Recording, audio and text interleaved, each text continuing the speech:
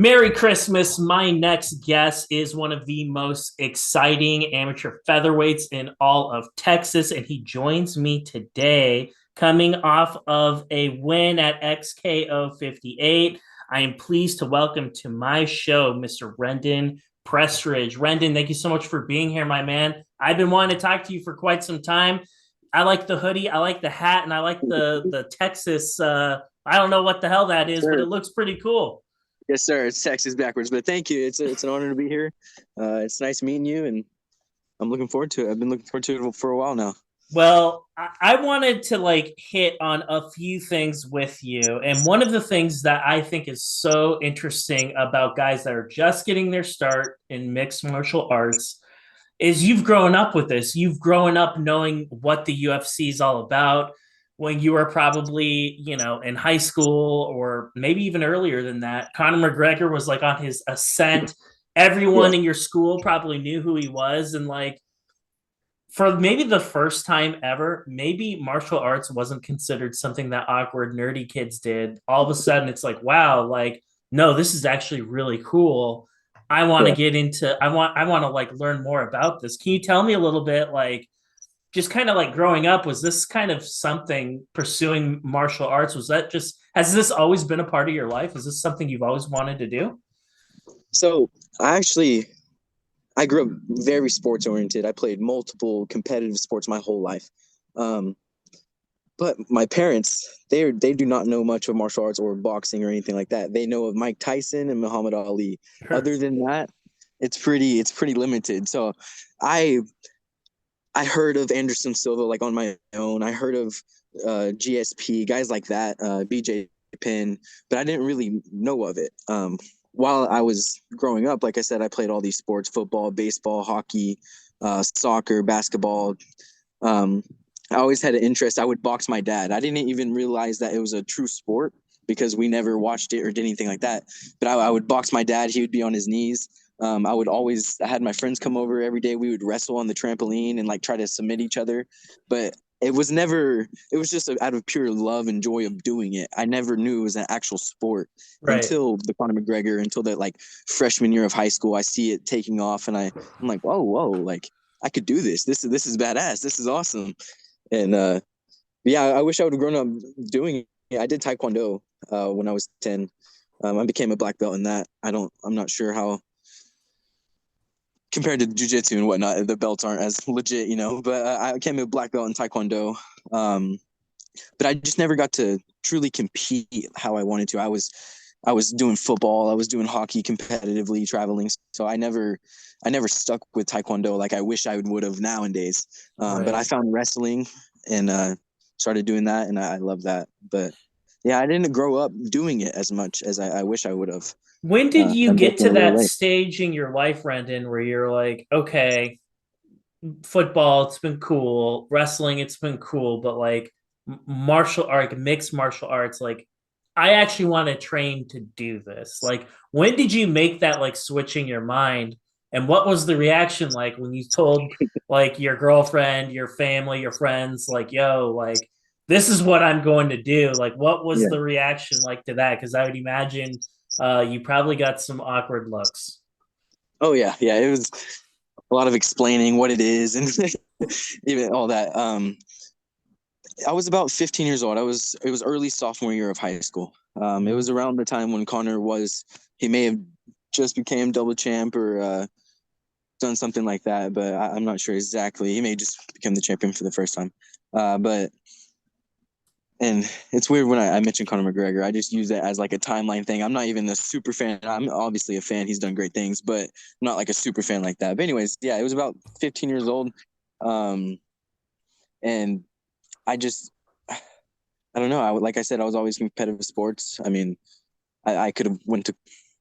I say that I could have went to college in multiple sports, and I Mhm. just like I joined gymnastics, and I was like, hey, I want to wrestle, and everybody was like, wrestle, like who? Like my dad never really. I mean, they've heard of it, but they've never seen it. They never.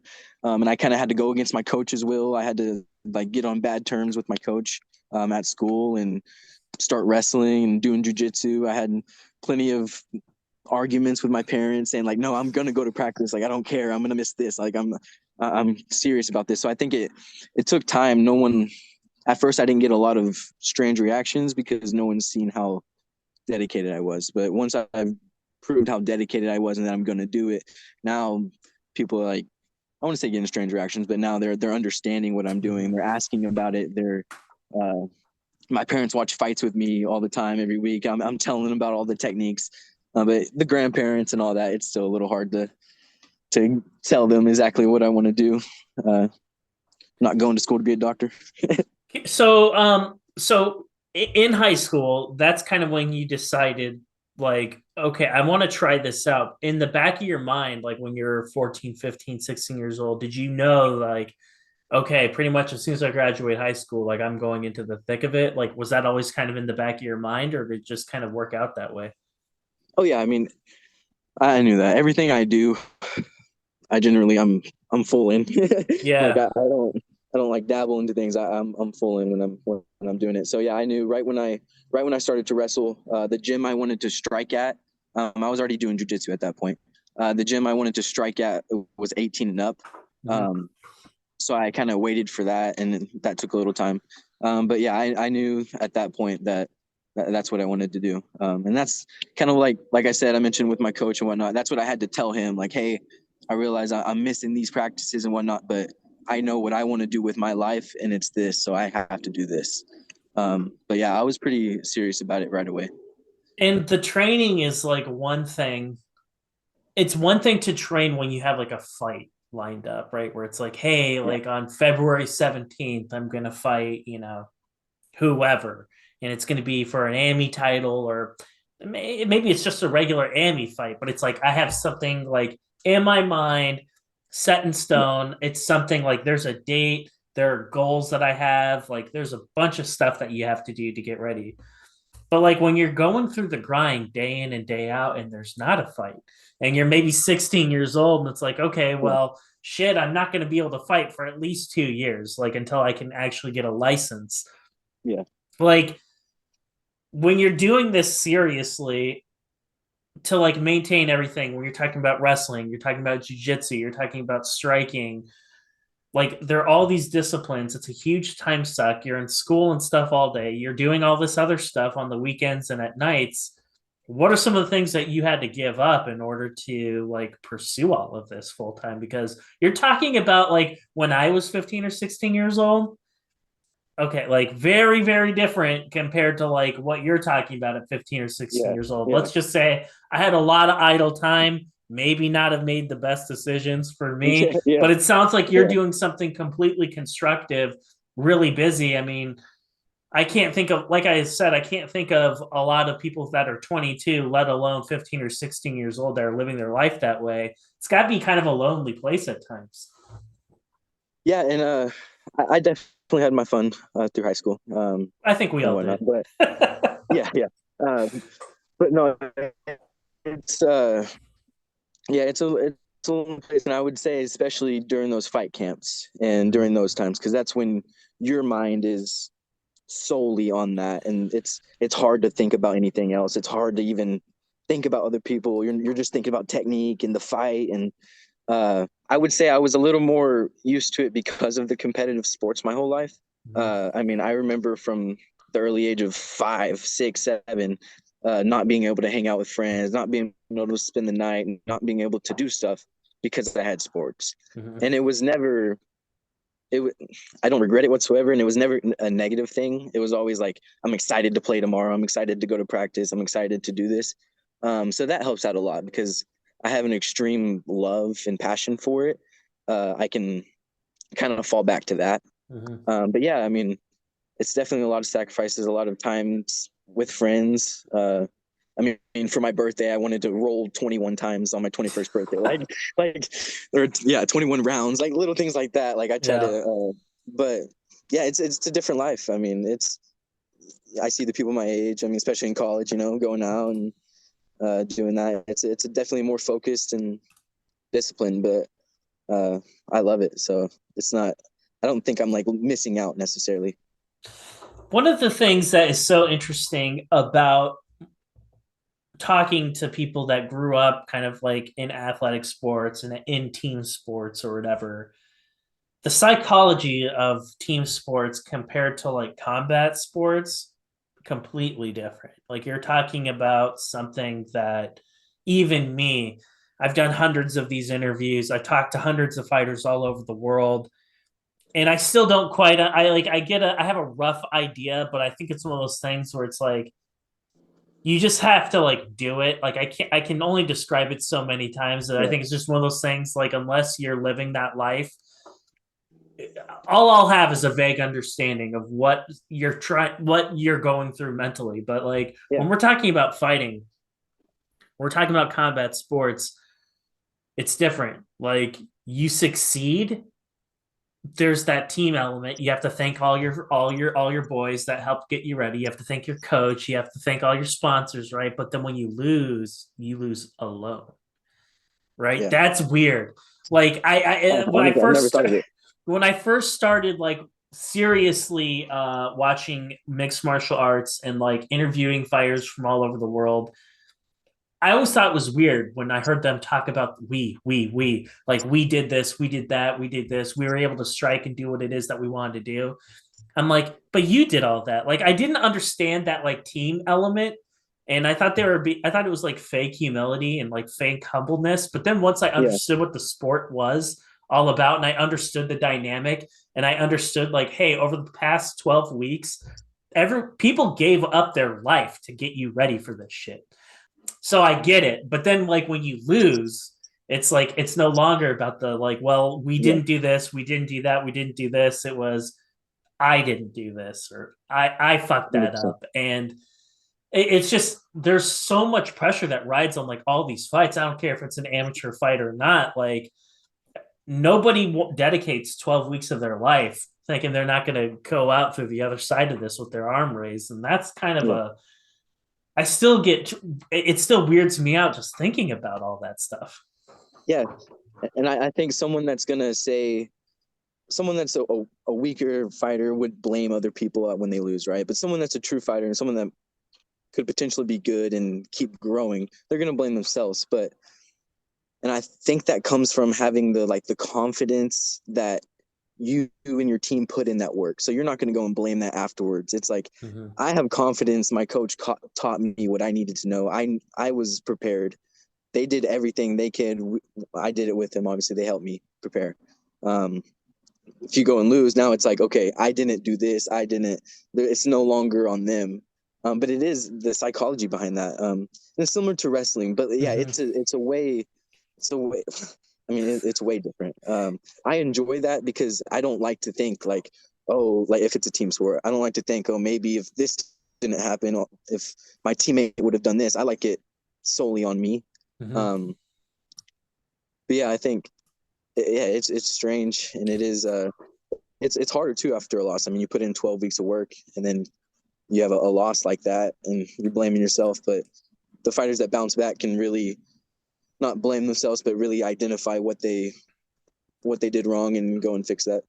And not only do you have to like analyze and learn from the losses, but like you also kind of have to like there's like this like interesting life cycle, right? Where it's like, okay, there's like this sheet of names that are your size and guys with about the amount of experience that you have. Which one of these guys are we going to fight? And it's like, oh shit, let's go down. Well, I'm going to go on Tapology. I'm going to Google all these guys. Like, I'm going to find Yeah, out everything there is to find out. And that's got to be exciting, right? You get a fresh sheet of names and you're like, shit, there's a fight in 5 weeks. Like, shit, yeah, I'm ready to go. yeah, So you're doing all that. You're getting ramped up for that fight.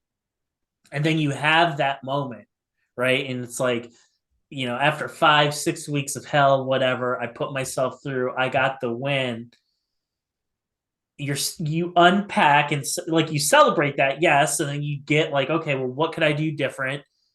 But then it's like, all right, well, when's the next fight? And then people look around and go, well, we don't know. You're like, well, fuck, now what? Right. So it's like, yeah, that's one of those yeah, things that I've also noticed too, where it's like, that's hard even if you win, but it's 10 times as worse if you lose because not only did you just take an L, you're not in a happy mood, obviously. You're upset that you spent 12 weeks, you didn't get the result that you wanted, and now you don't know when you're going to fight again. and you don't Yeah. know when you're going to get that opportunity to prove to people, and more importantly to yourself, that like that last L doesn't define me. And that is what I really think is one of the most hardest parts about mixed martial arts, and talking to all the fighters out there, especially the ones that come off an L, because you could be sitting Yeah. around for 4 or 5 months waiting for a fight to come through. You just never know when you're going to get your chance to shine. I was hoping, Rendon, that you could tell me from your perspective, like, what are some of the other things about fighting? I just mentioned one example, but what are some other like things about fighting that people don't really think about that you wish that they knew about? I mean, taking a loss is a good way. But I would say the grind. I mean, we touched on it, but the grind in that fight camp, those last few weeks, that those last few weeks of camp. I mean, the everyday practice, the running multiple times a day. Even worse, the diet. Right, I'm featherweight. I've had to cut down quite a bit, honestly. So Yeah. that diet from 6 weeks out to now you're in the crunch time of 2 weeks out. You're cutting out carbs. You're cutting out all these things that give you energy, give you electrolytes. Um, you're feeling like crap, stressed. You don't get to hang out with any family. You're only focused on that one thing. As an amateur, you're still going to work.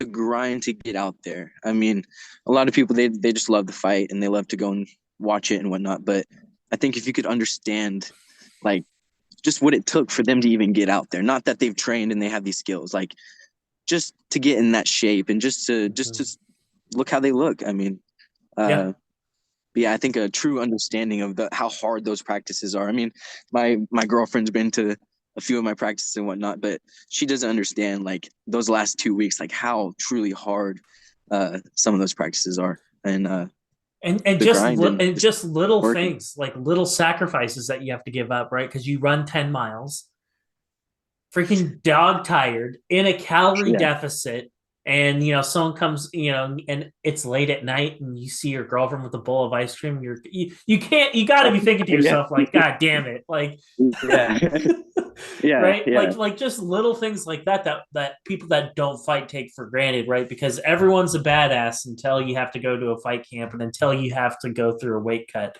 Everybody's a badass and everybody can fight, right? But then it's like, okay, well, but to like set foot in this ring, you have to cut the weight and you have to put the work in. And yeah. that's where people are going to fall off, right? Because like once they I agree. see, I don't know if I could go a day through a fight camp. That has got to be like one of the most grueling things for somebody to have to go through, right? Yeah, Like, just running and hitting the pads, and sparring, and just your output and all the things that you're doing for hours on end, but you're in a calorie deficit. Like that oh is yeah, what oh blows yeah, my yeah, mind.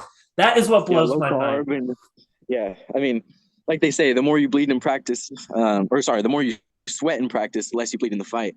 But I mean, that's a very true saying. I remember thinking after the first MMA fight, I was like, that was less than a sparring day. I mean, Right. like realistically, like I'm like, wow, like I mean, and that's how you want it to be. Obviously, you can go through Yeah. some wars, but uh, it's like wow, like I was thinking it was gonna be.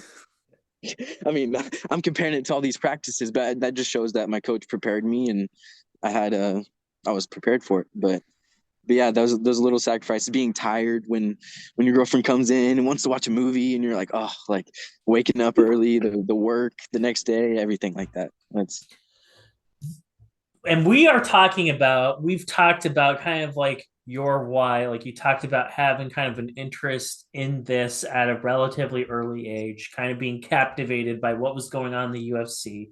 You enter in this like realm of mixed martial arts.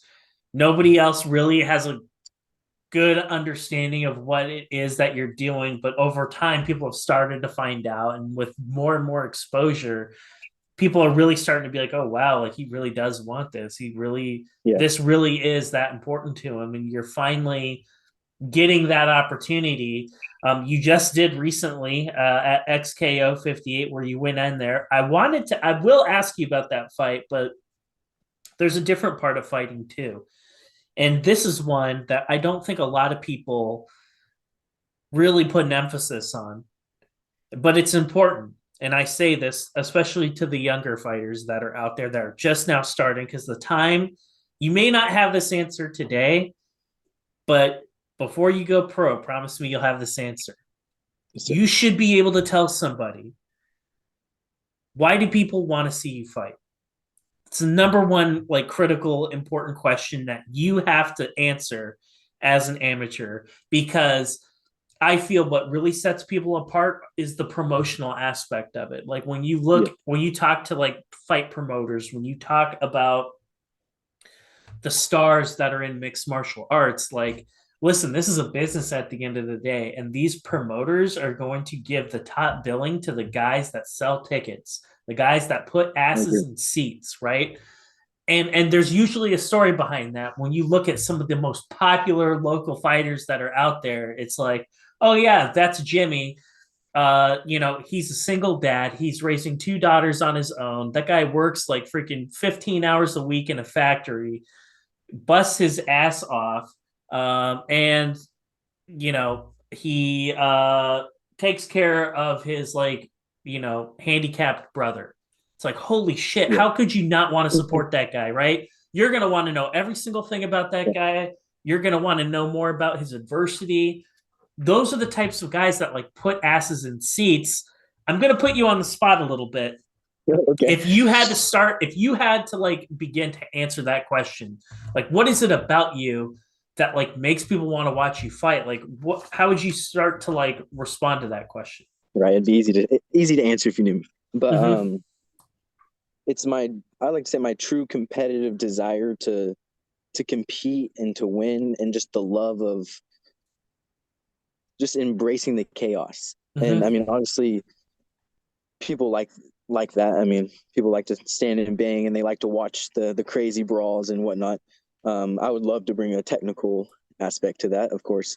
But I would, yeah, I love to embrace the chaos. I would want to make you be on your toes watching. You never would want to look away, because you know I'm explosive. You know I can be flashy. You don't want to miss anything, and you know it could be over and with one shot or within a few seconds. Yeah. That's my first. Let me be professional. Give me a year or so. I'll come up with a better Hey, answer. hey, but this is the thing, and this is like one of the I'm gonna start asking this question for every Emmy that comes on my show, and it's going to be a variation of that. It's like, okay, well, what is your draw? Like for that guy that might be on the fence about spending, $80 or whatever to watch you fight, like, he should feel emotionally invested in you to Yeah, want to go out there. It's like, yeah, I want to go out there. I want to watch this kid fight. I understand that's like a freaking mind melter of a question to ask somebody, yeah, but it's supposed to be, right? So it's like, for every single person, I hope other people that are in your gym, like, you ask that question to them too. Like, okay, pretend I don't know you. Like, what's your sell? Sell me on why I would want to watch you fight. It's like, holy shit, nobody's ever asked me that question yeah. before. And it's like, all right, well, now's the time. I talked to one of the biggest promoters in the country, and I asked him that question. I was just like, okay, from a promotional aspect, like, what is one of the vital things that you're looking for? You have 12 spots on a card, right? 24 guys. What are some of the things that you're looking for when you're filling out that card? And he's like, it's very simple. I want to be able to know why somebody wants to watch this kid fight. And if I can't Yeah, answer that, if nobody can answer that for me, then I find somebody else. And it's like, yeah, shit, okay. And so now that's why I asked that question, because I heard that from a promoter when I asked him that. So now I'm going to tell that to every single amateur fighter I talk to. Whether I actually ask that question on the interview, like I did for you, or if I yeah. DM it to you, it's like, hey, start thinking about what that answer is right now. You got a long time to figure that out, but I hope that you do, and I know that you will. Let's shift gears a little bit. Let's talk. I have to ask about making your Annie debut. That was a big deal. It didn't happen all that long ago, and this was something that you have been like busting your ass off for years, and you finally had an opportunity. Can you talk to me a little bit about what were some of your biggest takeaways from the fight camp and then the actual fight itself? my biggest takeaway overall is how much I love it and enjoy it and love to be out there to compete. Um, but no, it was a long time coming. Like I said, I've been training since 15, 16, but I've had two shoulder surgeries. One from football and one from another reason, but had two shoulder surgeries leading up to that point that kind of sidelined me. I kept training through one, just taping my arm and wearing my sling and whatnot and using my left arm. Um, but that sidelined me for a while. I had fight camps where I was 2 weeks out. Hurt my hamstring, where I had to unfortunately drop out of the fight. Mm-hmm. And then I had a guy we were a day before weigh-ins, and this was this year. We were a day before weigh-ins. It was going to be my debut fight, and then he drops out of the fight for an unknown reason. So it was a lot leading up to it. So I finally I was matched with the guy the whole time. No one dropped out. It I was excited, walking out with the people cheering for me. I had so many people come. I mean, I had half the place filled with people cheering for me. But it was awesome. When I you're mean, in the I'm back room and you're getting ready, right? And like, I've for the very first time, you're in the back room, like you hear people filing in, you hear the music, you hear the MC going on and like, saying his cool words and hyping everybody out. But like you get there and like you're one of the very first fights. So it's like you show up and you probably have to check in with the commission so they know that you're there. The ref might tell you a couple things before you go out there, but it's like you show up and like people are still filing in and like you have to hit mitts and like you have to get like ready to like rock and roll back there. Like you don't really have a lot of time. As far as like nervousness goes and like getting ready to like get that call, is it kind of nice like being one of the first people to walk out because you don't really have time to get nervous, or is that kind of bullshit? Are you nervous like leading up to the entire day before that actually happens? I would say it's kind of bullshit because yeah, you have plenty of time. You have that whole fight camp to get Yeah. nervous. It's the nicest thing is to know when you're gonna fight, more of a like time schedule wise. Mm-hmm. When you're 7 fights deep, you never know. I mean, if how long those fights are gonna take. But yeah, when you're one of the first few fights, it's nice knowing. But yeah, I didn't have too much nervous. I mean, there's that nervousness of just that like aggression and you're gonna fight nervousness, but I mean, since it was such a long time coming, I felt so prepared and so confident. It was just more, it was excitement. It was like, I'm ready to get out there. I want to hit something hard. I want to go right now. Like it was pure just joy, honestly.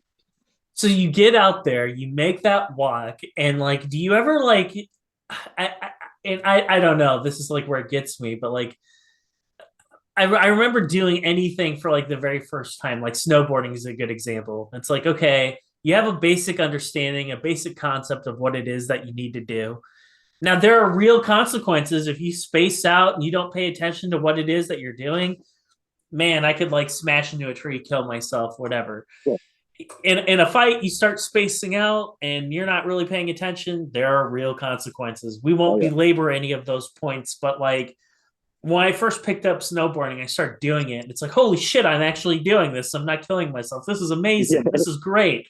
I'm Yeah. wondering for you if there was like a similar moment, or does that happen like well in advance, like, like when you're sparring some tough dudes in like fight camp without observers. But I asked that question because it's like it's one thing to do that in the gym and to be told like, no, you're ready, you're ready, you're ready, but it's another to like be on the stage in front of like the public eye and perform and execute and do all of these things that you've been drilling over and over and over again. And there's got to be Oh like yeah. that like moment of where you briefly say to yourself like, holy shit, like I'm actually doing this. This is working, right? Yeah. Yeah. I would say that that first moment for me, it was very early on. Mm-hmm. Just one of the first times being hit hard, being hit hard and coming back from it, not quitting, basically not dropping to a knee, and that's in sparring. That's in practice and whatnot. But yeah, when you see techniques, when you've learned techniques and practice them so long, and then you've thrown them and they're landing clean, it's a it's a you're focused, but it's a good feeling. You're like, oh yeah, like this works. Like I can do this. I can touch them. I can land here.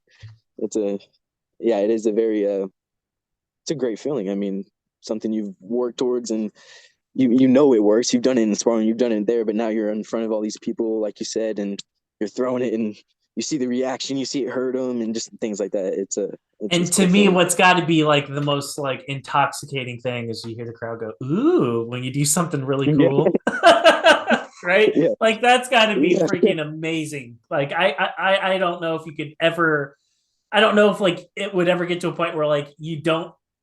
That doesn't like make you feel good when you hear that. It's like, Oh yeah. yeah, you guys know I cracked him too. Okay, right? Right, that Oh and yeah. that's got to make all those miles and all those shitty meals worth it when you hear that. Oh, definitely, definitely, and yeah, it makes it so worth it, and vice versa. Like when you get hit, boom, and you hear it doesn't hurt you whatsoever, and you hear the whole crowd, oh, and you're like, no, no, that didn't do anything. But yeah, it's a great feeling. It's very intoxicating, as you would say. I love it. There are certain things that I have always thought to myself, 9 minutes, man, that's a long time.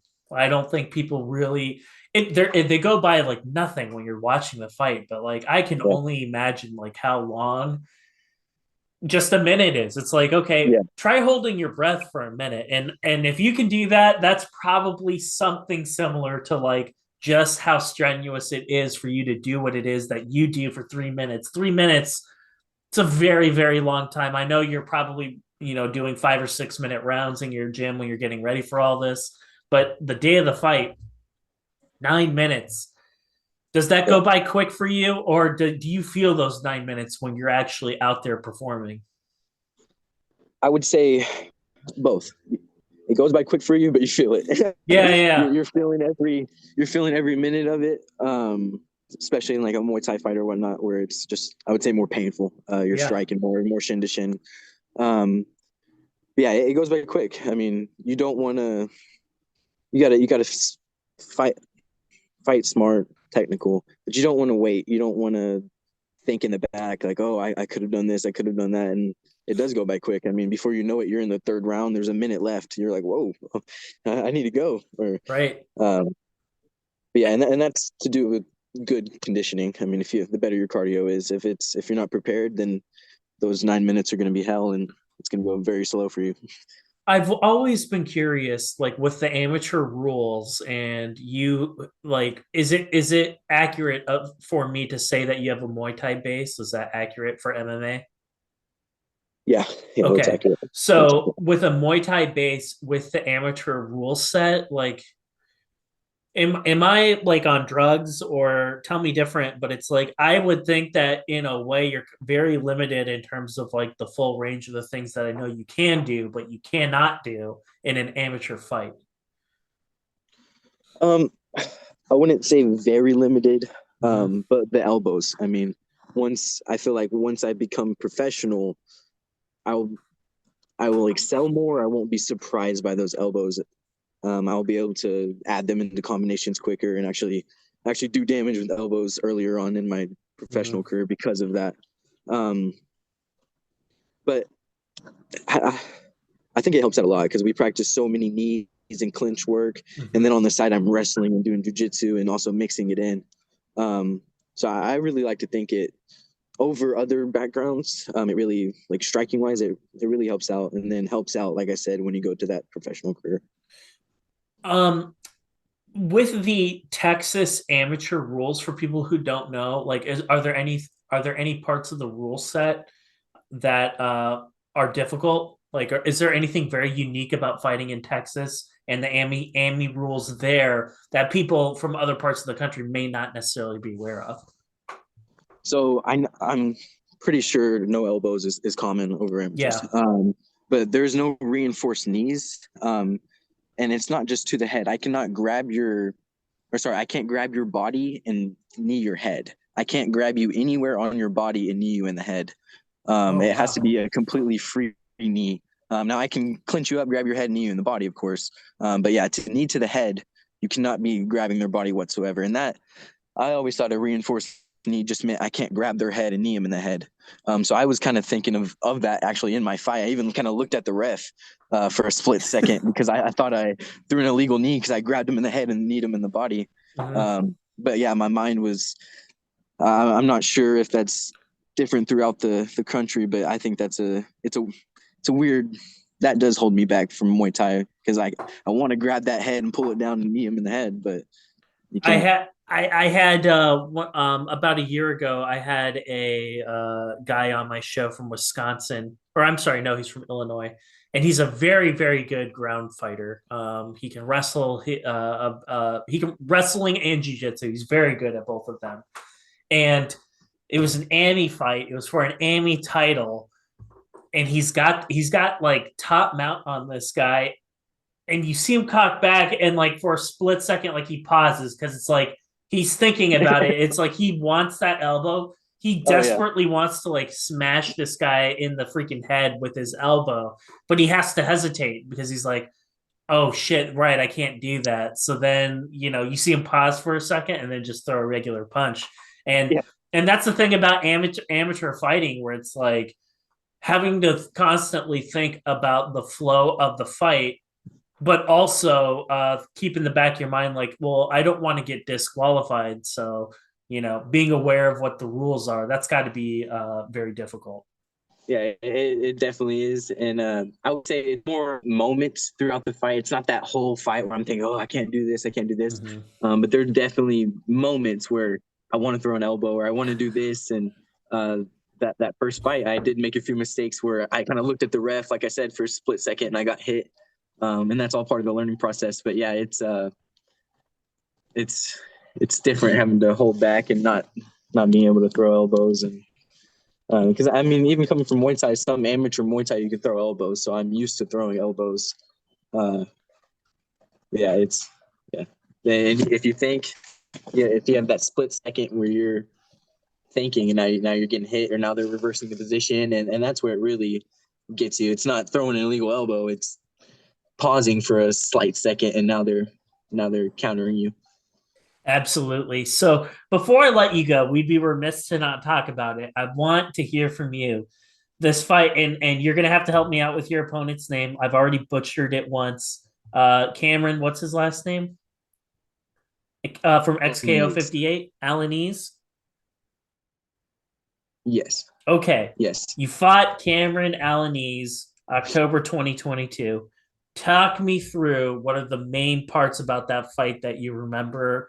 And I'm very curious, like I'm more curious actually, Renden, if I'm being honest. Like where were the points where were the oh shit moments in that fight where it's like, oh man, like he did a really good job doing X, Y, and Z. Like what are the things that you remember from that fight now?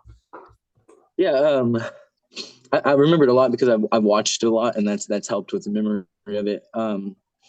But the first 30 seconds, I mean, our first exchange, I don't want to talk too much about myself necessarily, but yeah, the first exchange I heard him. Mm-hmm. And I remember that because I heard the whole crowd, oh, and Yeah. everybody. And I threw a flying knee that slightly missed, and it was just I kind of had to calm myself down. I heard my coach slow down, like Yeah. calming me down, because we were contained for 15, 20 seconds, and then just boom, we have that explosion where I heard him.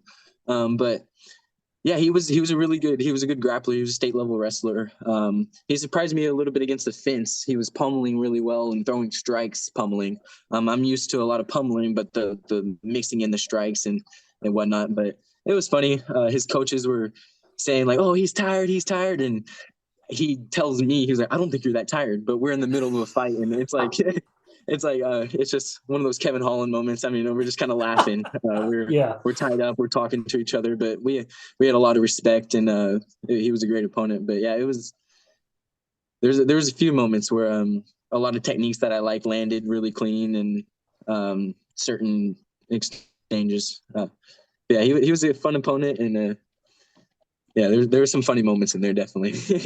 When you go to the scores at the very end of the fight, like what's kind of going through your mind? Because for me, anytime a fight goes the distance, the full 9 minutes or full 15 minutes, it's like forget about what you think you know. There's going to Yeah. be a panel of 3 people that are going Yeah. to decide your fate for you. And especially like going to the judges the very first time, it's like you never really know. You think you saw the fight from your lens, but like Yeah. you don't really know how other people interpreted the fight. Like, was there another wave of like anxiety that went through your body as like you're sitting there, or I'm sorry, as you're standing in the middle of the ring Yeah. with your wrist being held by another man, Yeah. and you're just kind of like standing around like waiting. Like that's got to like that moment had to have taken like a million years, I'm sure. Yeah. I would say I in the Muay Thai decisions where it's closer, I was that took a lot longer. This one, I was pretty confident in. It was more of just pure excitement through the whole time that I just won the fight. I hear my friends and everybody, they're screaming, and I was wishing I had finished him, but um, knowing judges and seeing decisions, I probably should have been a little more worried, Yeah. but I wasn't. I think it's going to take a time where robbery like last weekend on the UFC, something like that happens. I think if that happens to me, then from then on I'll be worried. But no, I was pretty confident um, in that decision. I was happy. I was pure happy. And that had to have been like a moment that you're going to remember the rest of your life. Your very first competitive fight, and you go out there, you put your heart and soul into it, and then to get your like arm raised at the end of a 9-minute war, that's got to be a really like special moment that I don't think you'll ever forget. Like, how long did you sit on that victory before you kind of like went back to the grind and started working again? A little longer than I should have. uh, yeah, it was a special moment. It was a very special moment for me. At the end of the day, it is just an amateur fight, but I think it will be one of those big moments that I'll forever remember. But yeah, I sat on it a little bit too long. We immediately after I went on vacation, and then my girlfriend found out she was pregnant, and so we've been. I'm having a girl named Oh Scarlett, wow. and she's Oh, due in April. So I'm fighting, and she's going to be due pretty soon after that. But yeah, it was a very special moment for me. Just well, having congratulations, family man. there. Like Thank you, good thank for you. you. That's like I will tell you, like I have 2 kids, and it will change your life 100%. But um, yeah, it's just that's all I can say. It'll change your life 100%. And being a parent is not easy, but it's very Yeah, yeah, rewarding. But um, I will tell you, like it's gonna be one more thing that for you to fight for, and one more yeah, thing that when I talk to fighters that become new parents, I'm really amazed because what I often hear is they say stuff like, "No, actually, I became more disciplined being a yeah, yeah, fighter as a parent compared to when I didn't because it's like I have to regiment everything. It's like, no, this is like my no distractions, no fucking off. Like I go in here and I train right here in this window, and then outside of that window, I'm dad and I'm a oh yeah, husband, and just having that layer of discipline that's built into my life that actually like help them level up their fight game, and I'm sure it'll do the same for you as well. I bet, and thank you. But yeah, I see that because not only are you having to time manage better because it's going to be so much time on your hands, but Right. you're now doing this for someone else too. I mean, this is a very lonesome sport. You're doing it for yourself mainly. I mean, maybe you're doing it to make money for your family and whatnot, but it's a very doing it for yourself. And at Yeah. that point, you're having a kid. Now it's like I'm not just doing this for myself. I'm doing this for a future for your kids and for your bloodline and for all that. So yeah, it's definitely a driving motivational factor. Yeah, and think about it from her end. It's like she's not gonna have any concept or fathom what it is that you're doing until probably the tail end of your career when she's old enough to Yeah, like really start putting all those pieces together. And you're talking about like putting out an actual legacy of things. Like yeah, this podcast is an example of something that 15 years from now, right, when I'm Ariel Hawani and you're Conor McGregor, yes right, sir, she can look yes sir. back on it and be like, wow, this is my dad.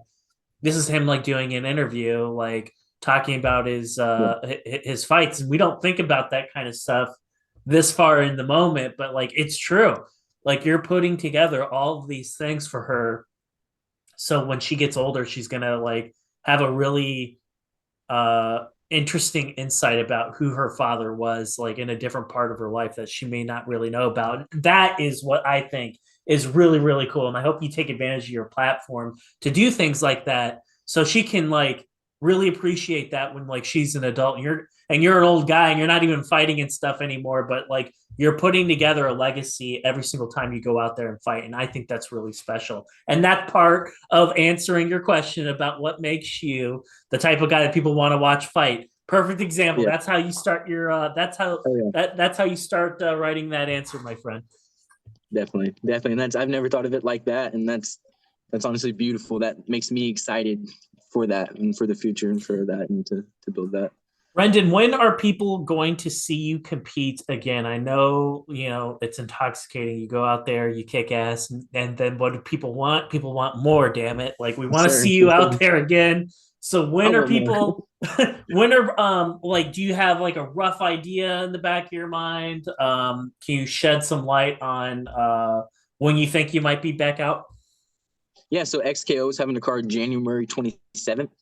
I am not matched up yet. I've talked to the matchmaker actually at my last fight, and he said he's going to do everything he can. I took a fight on short notice, so he owes me a big one, is what he said. But he said he's going to get me on the card, so I'm hoping January 27th. That's for XKO in Dallas at the Staller Hotel, Statler Hotel. But yeah, you can watch it on XKO.tv. They have a pay per view. Um, but yeah, that's where I'm hoping. It's a mixed card, half professional, half amateur, and then they also mix in Muay Thai and MMA. That But is not even what you're talking 5 weeks from now, give or take. So yes, you're sir. get that Yes, means sir. hold the eggnog and like hold the ice cream and all the good stuff, man. You got to eat like a Yeah, rabbit for a few weeks then. yeah. Sadly, I mean, it will all be worth it. But yeah, I miss Thanksgiving. But yeah, missing Christmas. That uh, it's not the best time. But yeah, it's all worth it in the end, for sure. Uh, Brendan, absolute honor to have you on my show. Before I let you go, I want to give you an opportunity. If there's somebody, if there are people in your circle that you would like to thank, if there's anyone that you'd like to talk about, I'd like to give you the chance to do that before we call it. Yeah, yeah. I'd like to shout out to my coach, New World Combat in Fort Worth for Muay Thai, and Aloyso Silva, my jiu-jitsu and grappling coach. But other than that, just my teammates that all train with me, support me every day. We put in so many wars in the gym, and then just my family, everybody that's been there. I mean, guys like you that reach out and that help us out, amateurs, and help us build a career. I mean, that's we couldn't do without y'all. So I'm thankful for that. And yeah, yeah, that's basically it. Well, let's I'm rock and excited for the roll. future. 5 weeks from now, we're going to be able to see you do what you were put on this planet to do, and that is fight. We're looking Sure. forward to that. Renden, I cannot wait to have you back on my show to talk about Sure. this next fight that Yes, you'll sir. have just won. You'll be 2-0 the next time I talk to you. That's going to be really, Two really and zero. exciting. And, the second W of your career. I mean, Yes, wow, sir. like you just started Yes, sir. doing this in October and you're Yeah. not even going to get out a winner yet and you're going to have another fight. I think that's really cool, man. I'm looking forward to hearing about it. Thank you. Thank you. I look forward to seeing you, and I'll go out there and get that win. I'll get that win for you.